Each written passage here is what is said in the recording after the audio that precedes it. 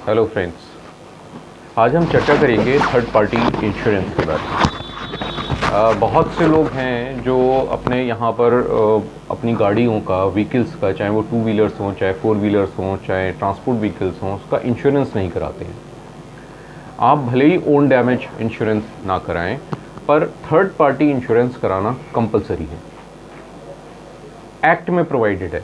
अगर आपका third party insurance नहीं होगा तो पुलिस आपको रोक के आपकी गाड़ी का चालान कर सकती है, आपकी गाड़ी को इवन सीज भी कर सकती है, क्योंकि you are not permitted to drive the vehicle until unless you have a third party insurance.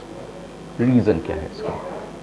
Reason ये है कि इन केस, भगवान ना करे, लेकिन अगर आपकी गाड़ी से कोई दुर्घटना हो जाती है और उसमें कोई तीसरा आदमी दुर्घटनाग्रस्त हो जाता है, उसको चोट लग जाती है या वो मर जाता है, तो ऐसे केस में जो मुआवजे की राशि है वो इंश्योरेंस कंपनी पे करती है।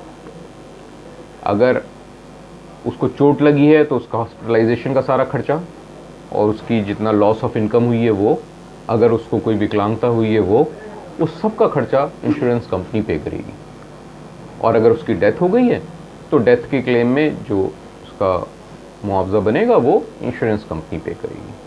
अब अगर मान लीजिए आपने थर्ड पार्टी इंश्योरेंस नहीं लिया है तो इसका क्या नतीजा होगा? क्लेम तो वो फिर भी फाइल करेगा और वो क्लेम इंश्योरेंस कंपनी देगी नहीं, क्योंकि आपने इंश्योरेंस नहीं करा रखा है, तो वो इंश्योरेंस आपको देना पड़ेगा, वो क्लेम, उसका कंपनसेशन आपको देना पड़ेगा। तो एक थोड़े से रुपयों की बचत के लिए अक्सर हम लोग बहुत बड़ा रिस्क अपने सर पर ले लेते हैं जो हमें नहीं लेना चाहिए। तो दोस्तों, थर्ड पार्टी इंश्योरेंस ज़रूर करा के रखिए। दूसरी चीज़, जब भी आप अपनी गाड़ी किसी को बेचते हैं तो इस बात का ध्यान रखिए कि वो गाड़ी आरटीओ ऑफिस में जाके उस आदमी के नाम में ट्रांसफ़र ज़रूर हो जाए।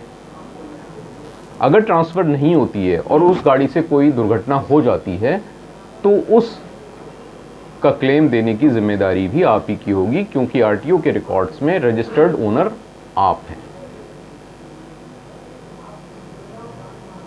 तो ये बहुत बड़ी जिम्मेदारी है, ना केवल बेचने वक्त आप पैसे ले लें बल्कि उसको रजिस्टर कराने की भी कोशिश करें, नाम चेंज कराने की भी कोशिश करें।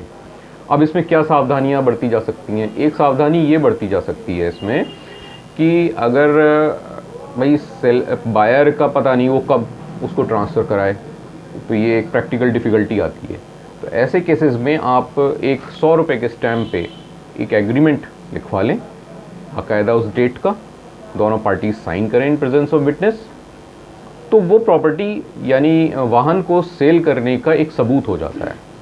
और सेल्स ऑफ गुड्स एक्ट में जो प्रोविज़न है कि जिस दिन सेल हुई उस दिन मालिक चेंज हो गया, उस प्रोविज़न के रहते हुए आपको कोर्ट कुछ बेनिफिट दे सकता है। तो मित्रों, ख्याल रखिएगा अगली बार। Thank you.